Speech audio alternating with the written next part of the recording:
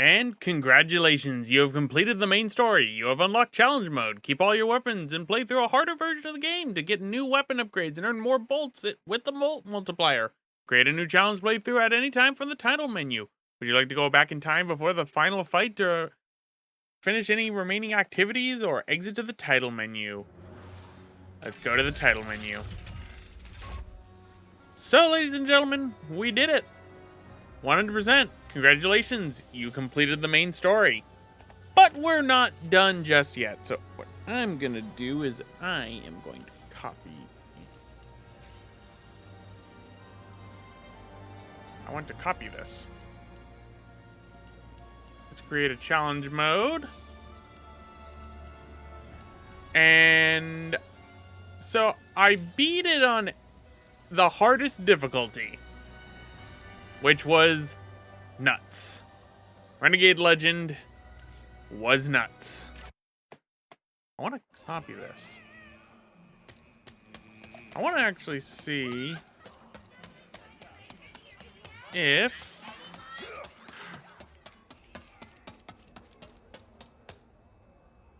because as you can see, all our weapons are here except for one that's in there. What is that one? Well, we have to go into challenge mode to do that one. Before I go into challenge mode, though, I'm going to spend my Raritanium. Sales are final, honey. So we are going to spend it on drill, probably the drill pack, but maybe... Got 4. Nah, we're gonna go with Miss Fungal. Does not get more fun than that. Level this bad gal up for access to more upgrades. Leave it so soon. And bada boop. Yep, because we gotta go to the title screen and create a challenge mode playthrough. So, there's our copy. And we are gonna go on Rookie Explorer. Default controls, we're not doing simplified controls. Omega weapons are now available for purchase on weapons leveled up to V5. Omega weapons are more powerful and may level up to V10 and allow access to the final tier of weapon upgrades. But not only that, you get the bouncer for a single bolt. The bouncer and the pixelizer are actually both supposed to be post-game. You get these by beating the game entirely. But since I have the digital deluxe edition, I got the pixelizer instead of the bouncer. And it worked out. So, fully stacked. That is for getting all weapons in the game. So, we got some bolts to spend. Shatter Blast. Scooter.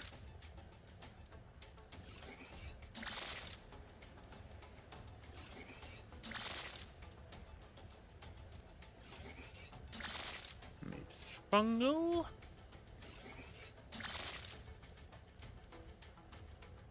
Okay, Stuxberry Sprinkler, Wreckage Shot.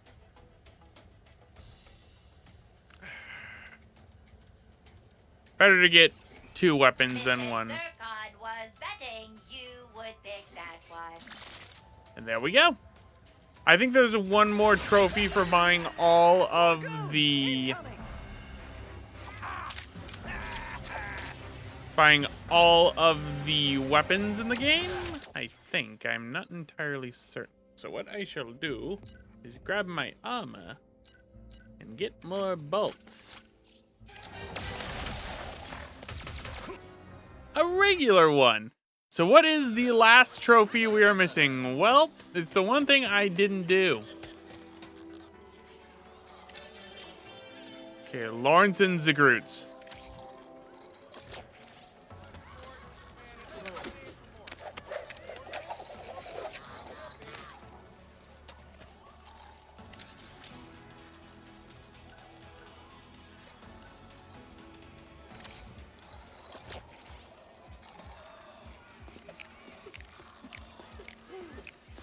Did I already get this one? Could have sworn I didn't.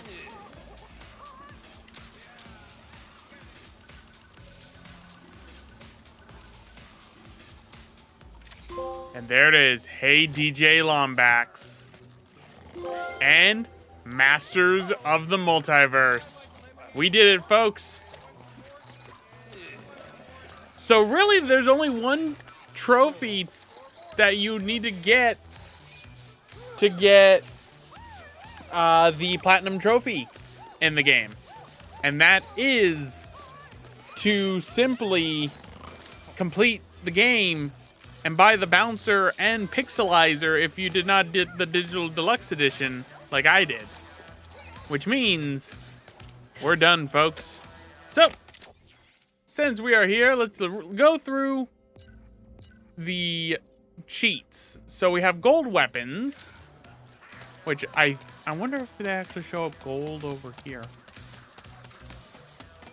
No, they don't. But they do right here. So we got the gold weapons cheat. Never was a fan of that. Infinite ammo, infinite health. I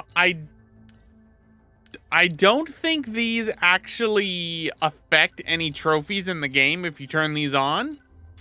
So, if you need to grind your weapons, I guess you could do that. I didn't do that. I had the cheat code for a while, but I did not want to do that. So I did it the painstaking way. Home run hitter. Knock enemies out of the park when you defeat them with your melee weapon. I gotta see that. I gotta see that Keyblade. Goon sword, goon hammer, pirate sword, swordfish, key. It is so obviously a Keyblade. Like, oh my god, I love it. But let's read through all this now that we have met everyone. So, Ratchet would usually do anything to protect his galaxy and usually jumps boot first into danger. His blasters are matched in skill only by his wrench wrangling and his witticisms. The last Lombax in his universe, Ratchet was a lonely orphan mechanic longing to find his lost family when he met his perpetual partner in crime. Clank's fateful crash landing on Veldin led to the first of the duo's many adventures together, traveling to the ends of the universe to protect it from villains, including but not limited to Dr. Nefarious. Though after spending so much time in retirement, he has begun to wonder, does he still have what it takes to be a hero? Rivet, underground resistance fighter, capable mechanic, and secret softie. Rivet is from the universe where she never had a robotic partner, and as a result, Nefarious reigns supreme. Determined to restore peace to her home, Rivet works tirelessly to dismantle the Emperor's dystopia, one battle at a time. Whoops. I forgot that the right analog stick does it. While she is known and admired by many around the galaxy for her heroics, she has never actually managed to win against her evil ruler. But despite the many losses, her spirit has never been broken. She's still convinced that she can win the fight. She has to. Clank. Clank is Ratchet's best friend, co-pilot, and the brains of the operation, though he'd never admit it. After meeting on the planet Veldin, he and Ratchet have gone on countless adventures, saving the universe from the forces of evil. In his free time, Clank has starred in his own holovision show, and has recently begun searching Lost Lombax technology. Using part of the broken Dimensionator he collected after their last adventure, he rebuilt it to give Ratchet a chance to find the other Lombaxes. Its destruction has left Clank's body and the dimensions severely damaged. Kit. Once a war robot in service of Emperor Nefarious, Kit has been living in solitude on Savali, dedicating her life to the peaceful preservation of dimensional archives and its secrets as Gary's apprentice. When the Empire set its sights on the monks and their knowledge of dimensional travel, she reluctantly partnered up with Ratchet and set off to put stop to the evil forces. Kit revealed that she is able to transform into a hulking, deadly weapon, something she usually refuses to do in fear of the pain it will cause in her wake. After deciding to trust Ratchet, Kit has decided to take a leap of faith and go help to save the Omniverse from destruction. Captain Quark. Leader of the Q-Force, ex-president and corporate spokesperson, Captain Copernicus Leslie Quark is a galactic hero almost as often as he has been a villain. Recently, he has helped organize Megapolis's Festival of Heroes, celebrating the galaxy's greatest defenders, Ratchet and Clank, and himself, of course. Captain Quantum, the feared captain of the robot pirates, who isn't actually a robot. A former member of the Resistance, Carl Lepton Quantum used to work with Rivet and their compatriots to fight back against the Emperor's tyranny, but he always longed for more action, more adventure, more singing. That's why he devised an impeccable disguise to join the robot pirates. Sure, they were a bit rowdy, but who else was fighting the Empire and having a good time doing it? And after he got lucky planting a bug in the Emperor's assistant, he even found himself with a promotion to Captain Quantum. Long may he reign. Skid McMark, celebrity hoverboard champion of Blackwater City and longtime friend of Ratchet and Clank. In recent years, he has spent more time hawking his personal brand of hoverboarding gear throughout his chain of McMark Sport Shacks on the planet near you. Phantom, proud Resistance member, deft hacker, and not-so-secret electronic music aficionado. Phantom is a Resistance runner in Nefarious City who is helping spread the message of freedom to the downtrodden and brainwashed. After helping Ratchet in his quest to find the Royal Starship, he turned himself in to the authorities to try and tear this whole rotten world down from the inside. Rusty Pete, the current captain of the robot pirates in his dimension. He once battled Ratchet and Clank under the command of Captain Slag. These days, he and his crews have entered an alliance with the galactic government, promising to loot only when no one is looking. Pierre Lefebvre, first mate of Captain Quantum and the mouthpiece of the pirates. Pierre fancies himself a debonair swashbuckler with a mysterious past, captivating gaze, and chiseled jawline. A longtime friend, and perhaps more often enemy, of Rivet, Pierre gleefully stirs up trouble around the galaxy in the name of piracy. His goal is to steal the hearts of practically everything else that isn't bolted down. Dr. Nefarious, loud, scheming, and perpetually angry. Dr. Nefarious has been a thorn in the galaxy side since his turn to villainy. However, after countless years of failed over-the-top plans and a long but restless retirement, the evil robot scientist and self-proclaimed supervillain has had enough. He is done being thwarted by Ratchet and Clank. It is his turn to win. When his scheme to get his hands on the Dimensionator works, he realizes that this may finally be the chance to turn things around once and for all. Perhaps there is another dimension where he can finally reign victorious. When the Dimensionator explodes in the climax of his evil plot, Dr. Nefarious finds the universe is crumbling around him. But that's not important. What is important is that he won. Now he just needs to get those troublesome heroes out of the way and enjoy the comfort and adoration for once. Emperor Nefarious. Emperor Nefarious is the destined ruler of the entire known universe who will never, ever let you forget that fact. Ruthless, charismatic, and chronically self-absorbed, the Emperor likes to think himself as a cool despot. And after so many years of graciously running his thankless dimension, who can blame him? After all, he spoils his loyal citizens with parties celebrating his greatness, artisan crafts made in his image, and even original music sung by him. Even though he has crushed all heroes and villains alike that have attempted to oppose him, there is still some who resist. Most notably, the frustrating, persistent rebel Lombax who has had countless run-ins with, all ending in his success, of course. Recently, he has embarked on a series of missions to wipe out the remaining stragglers who dared resist his rule, leaving only Rivet and Captain Quantum to oppose him. For now, anyway. Miss Zircon. Miss Zircon brings a folksy flair to weapon vending that is all her own, while still maintaining the product quality and unbeatable price point her alternate dimension self.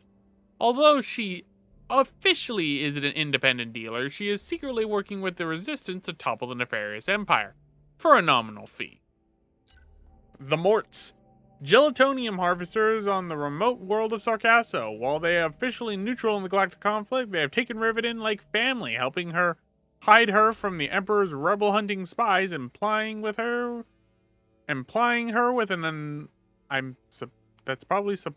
with an unlimited supply of homemade lemonade.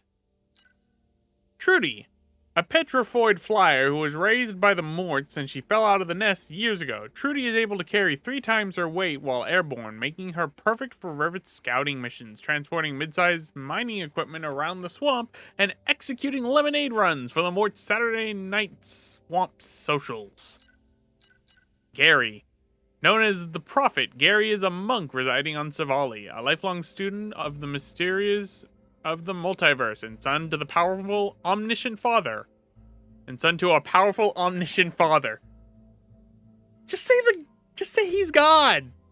He's God. Gary is doing his absolute best to live up to not only the expectations of his dad and the universe, but to himself. Fearing the dimensional cataclysm, he has taken to deep meditation and astral projection in hopes of finding heroes who can help save the crumbling dimensions. If he can't help himself, the least he can do is help others, right? Please say yes. Zircon Jr., the MC and mastermind of Zerky's Slaughterplex. While his father has decided his life to peace, Zircon Jr. delights in the carnage and chaos, hosting thrilling death matches for the patrons of his family's gastropub. It's good for a child to have hobbies. Juice, a mysterious biomorph from the depths of Cordelion. With an impenetrable shell that can withstand crushing pressures, it feasts on bioelectricity, which it stores and amplifies within its 8 stomachs. When the Emperor discovered it swimming near Kadaro Station, he realized it could be used to be the perfect battery for his Rubion Forge. In one dimension, it broke loose and wiped out nearly everyone in the station after being set free by an unidentified utility bot. In another dimension, it was rescued by Ratchet and Clank. Now the 2 versions of Juice can live freely with each other. And, as we've seen in the credits, have babies. Volar Junk Traders. Galactic Junk Traders, the Volos have set up scavenging societies on Torin 4, Lumos, and several other historical trash piles. Unfortunately, life as meek scavengers has left them at the mercy of robot space pirates. The Emperor's Assistant. Emperor Nefarious' longtime personal assistant and confidant. For years, she has yearned to the promotion so she, too, can terrorize, rule the universe. But when your boss is the eternal emperor for all known existence, job vacancies are rare.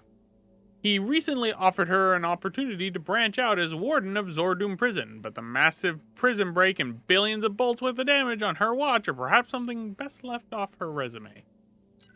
Goons for Less. The recently rebranded Goons for Less is a pioneer in affordable bodily harm.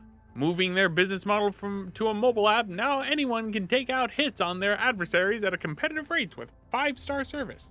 Specializing in crushing, coercing, and curling, their extended network of goons for hire means they can find their target no matter where they flee. Nefarious Troopers, the robotic enforcers of Nefarious Empire. The uncompromising soldiers come in a variety of shapes and sizes, dedicated to their synthetic lives to ferreting out rebels and dissidents. Their only goal is to gleefully spread the Emperor's cold, terrifying love across the universe. Robot space pirates, led by the mysterious Captain Quantum. These buccaneers are thorn in the Emperor's side, raiding his ships and looting his bases. Unfortunately, they are equal opportunity rogues and have had their fair share of run-ins with the Resistance as well. Booty's booty, no matter where you get it. All about that booty. Goon Rusher. It's a civilized galaxy and you can't go around vaporizing everyone. Sometimes you gotta go something more subtle, like a giant mallet or sword instead. Robomutt. Robotic canines that were originally created by Drek Industries. The Goons for Less buy them in bulk for hunting down targets. They never really use real dogs because, frankly, most of them are cat people. Zoom Goon. These goons, demolition experts, fly through the air like beautiful butterflies carrying incendiary grenade launchers. The Vroom Goon. Sometimes you need a little help tracking down your target. That's where the Vroom Goon comes in. Expert trackers mounted on custom Megacorp hover bikes. Once they pick up your trail, they'll follow you anywhere and through any dimension. Goon Dropship. Loud and smelly, these goons packed inside these G-series dropships are equally capable of traveling through space, but as they are drive through at Galaxy Burger, there's room inside for multiple squads of goons, several complements of Robomutts, and cup holders for 8. Undead Goons. Undead warriors from a nightmare dimension where this kind of spooky stuff happens all the time. They are happy to be dead and eager to share that joy with anyone they meet. Nefarious Laser Trooper, elite nefarious bots with twin ion flux lasers used for cutting down resistance propaganda and resistance members. Nefarious Slugger, specialized troops with mega mass maces attached to each arm, perfect for smashing spirits and skulls. Nefarious Peacekeeper. This patrol vehicle is outfitted with a pair of nefarious troopers so that one can focus on driving while the other specializes in targeting their neutron field cannons. One head is programmed to follow bad cop protocols while the other partner plays the role of worse cop. Nefarious Juggernaut. One of the top-ranking members of the Nefarious Army get to become Juggernauts with reinforced Ratanium armor and plasmatic crash beams. These bots are not to be taken lightly. Nefarious Sniper Bot. Nefarious troopers mounted on devastating fusion drive cannons. They take a few moments to charge up, so if you find yourself tracked down by advanced sensor beams, you better take cover. Nefarious Blitz Trooper. Aerial Nefarious troopers with a pair of quad blasters because the Emperor's military-industrial complex is a little out of hand.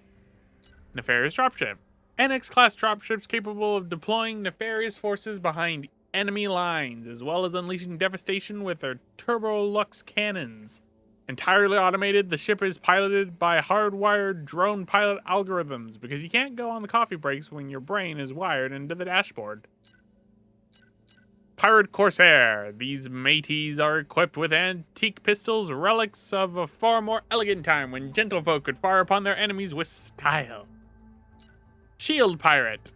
These pirates carry a thick titanium shield that protects them from frontal attacks. Immobilizing them or attacking them from behind makes short work of that.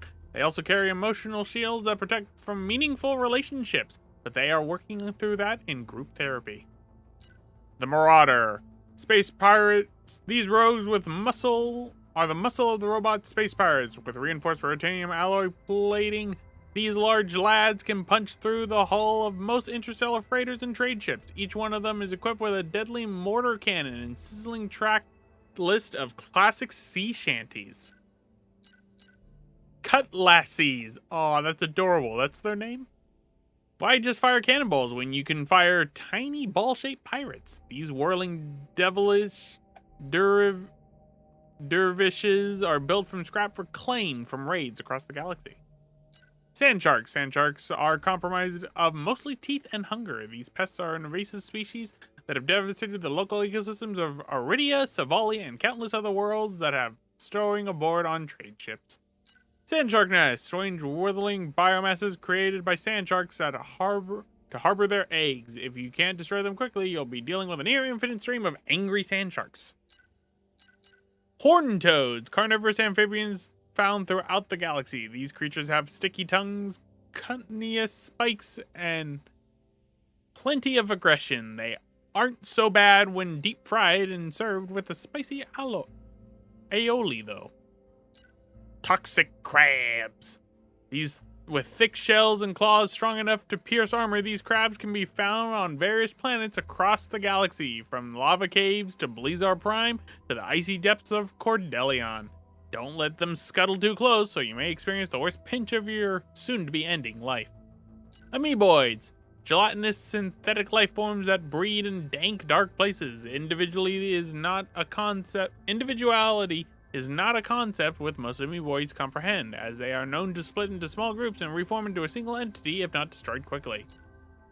Puffoids. Hardy amphibious fish with toxic spikes. They have gills and lungs and are able to support life on land and sea. Rumor has it that a variant can survive in magma as well. Why does evolution always favor these pests?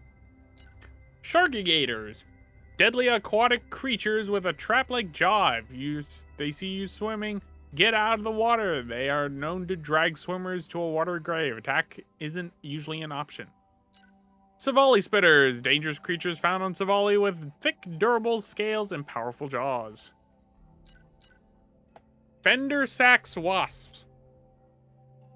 Large invasive bugs with infestations around the galaxy. While they have venomous stingers, their primary method of attack is to vomit highly corrosive acid at their prey. Rumor is Their honey can be quite delicious, though. Grunthors, primordial beasts found only on Sargasso.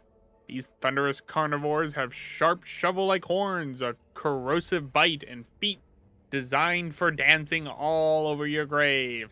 They were once considered endangered, but after the Empire cracked down on poaching, the only one in danger is you if you happen to be unlucky to stumble across one. And then they made them undead.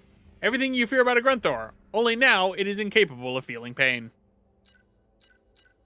Nefarious Party Crasher, the Nefarious's custom parade infiltrator craft with a vehicle-grade hologuise projector, guided missiles, and Nimblox laser cannons, perfect for infiltrating the Festival of Heroes. It probably would have also been ahead at the Villain Jamboree in Blackwater City had that meddling Lombax not dinged it up. Seekerpede, a biosynthetic search and destroy craft in service of the Empire. Seekerpedes can be seen patrolling the skies of Nefarious City, hunting for unlicensed aircraft or scanning remote worlds for the sign of secret rebel bases. The Imperial Power Suit, designed by the Emperor himself only for the most special of occasions. The power suit is designed to be the symbol of his infinite power and undeniable gravitas. It was built with incredibly durable parts crafted in the Rubion Forge, features solid blazon cannons, and has a little touch of heart. Literally, there's a biomechanical heart in the whole thing. The eyes comfortably fit 2 pilots, though the chest can fit enough troopers to devastate a planet. Megalopolis Citizen, a citizen of the sunny and safe Megalopolis, a huge fan of Ratchet and Clank, and they were one of the many who got the early bird tickets to the Festival of Heroes live. Nefarious Citizen, a proud nefarious citizen who has committed their entire and never-ending life to serving the flawless Emperor Nefarious. Blazar Miners, the hardworking, safety-conscious miners of Blazar Prime. Speedle, large burrowing insects native to the planet Sargasso. They can't fly, but they have evolved the ability to run on hazardous liquid surfaces and, if necessary, launch off ramps to glide a short time on the planet filled with acid swamps and hungry Grunthors. This is a critical skill. Plain Beast, a large grazing creature native to Savali. While naturally peaceable, some poachers have been known to abduct and train them for battle mounts. That's where they're from. They're from... I think these are supposed to be the things from Ratchet and Clank 2 that are on the Gadgetron planet, where you do the hoverbike races. I think that's what these are supposed to be. And Taurus Swarmer, small vermin that crop up wherever travelers drop food, perfectly harmless unless they run across your foot in the middle of the night. Fish, aquatic residents of Cordelian's Ocean, delicious with tartar sauce. Sheep, the most regular customer at Zerky's 3 years running. This sheep has a stool reserved at the gastropub counter when they spend their days chewing grass and staring straight ahead, seemingly into the void. Some say they've heard it mutter frustrated nothings. Others whisper that they've never seen it leave its chair. But one thing everyone knows for certain. After being sheepinated by the Emperor all those years ago, Trek has never been the same. Utility bots, specialized helper bots produced for a variety of tasks ranging from navigation to data collection. And the Kragger Bear, mysterious plush bears that seem to show up in every world. They say carry optimism, kindness, and creativity of a fallen hero missed by his comrades. And there you go. That is every character in this game. She has a Keyblade. I can't get over that. She has a goddamn Keyblade. And it actually looks really cool. Like, I'm not gonna lie, that actually looks really cool. But overall, that's it, folks. We have done everything in the game. To my knowledge, there is no Insomniac Museum. We have done every collectible, and we've gone through every single one of the spy bots. We've gone through every single one of the Lorbs. We have gotten every weapon in challenge mode since Pixelizer was given to us beforehand, and the bouncer is in there. It gets to the heavy bouncer when it levels up, as always. We have every single one of the gadgets, and we've gone through the gallery. So there's one last thing I can do. If I can find it. I think it was in media. Okay, media. Those are apps. I could have sworn I had gotten a digital art book. I'll figure out the digital art book another time. Let's see. Oh, here it is. Here we go. Let's download this real quick. Let's go through the art book.